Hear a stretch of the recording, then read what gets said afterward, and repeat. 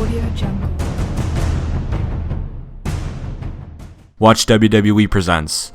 Well, Mean Gene, as long as you pop into a Slim Jim and fuck Miss Elizabeth's brother, oh yeah, you can rise because the cream of the crop rises to the top, brother, oh yeah, and Slim Jim.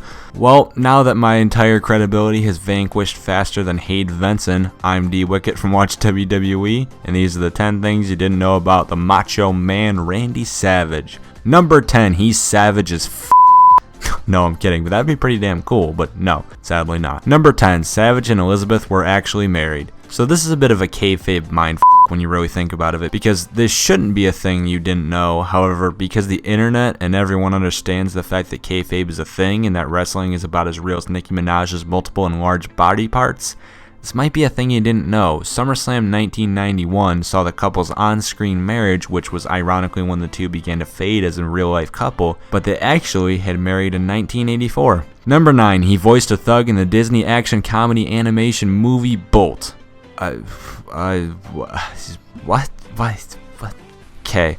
Number 8, his mom came up with Macho Man. I mean, in hindsight, Macho Man does kind of sound like one of those little kid things that your mom calls you. Oh, I love my little Macho Man. Doesn't it? Oh, yeah, it does. Number 7, he helped boost the popularity of Slim Jims. Because yeah, he did. Slim Jim, motherfucker. Pop yourself into a Slim Jim and rise to the cream of the Elizabeth crop. Oh, yeah. I need to stop.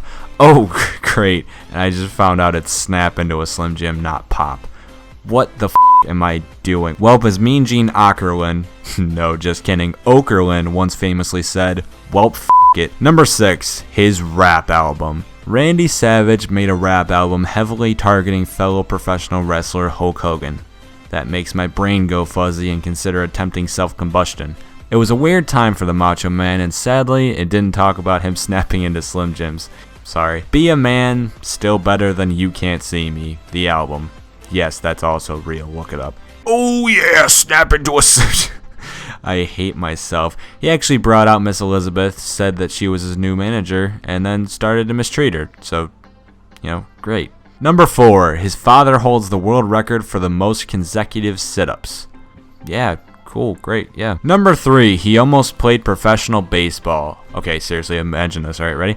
Imagine Randy Savage walking up to bat, he's got his cleats on, his hat, he's looking determined. He's looking ready. He's prepared. Bottom of the 9th inning, 3 balls, 2 strikes, and he's got his Slim Jim. Giant Slim Jim bat. And he hits a home run. Okay, seriously, I know I need to stop, but just imagine it. Sounds kind of awesome to me, but it was almost reality. Well, not the Slim Jim part, but the pro baseball part. Not gonna lie, I really want to pop into a Slim Jim. Snap. I want to snap into a Slim Jim. You get the point. It. Number 2, he accomplished more in WCW. So most people seem to remember Randy Savage's time in the WWE fondly, and usually remember it much more than his time in WCW. However, when it came to championships, Savage was more accomplished under Ted Turner's House of Wrestling.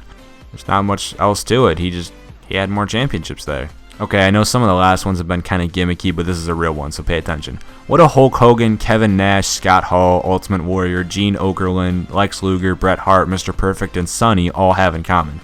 All of them were WWF employees who left for WCW, but all those names listed eventually one way or another returned to the WWE at some point, whether it was the year after WCW died for Hogan, Hall, and Nash, while WCW was still a thing like the Ultimate Warrior, or years after like Bret Hart. They all returned. The same can't be said though for Randy Savage, who was one of the few huge stars the WWF had to never return. Sure, they inducted him in the Hall of Fame, but it was past his death, and Randy Savage, the man himself, he never got to mend the bridges with the company and never actually returned.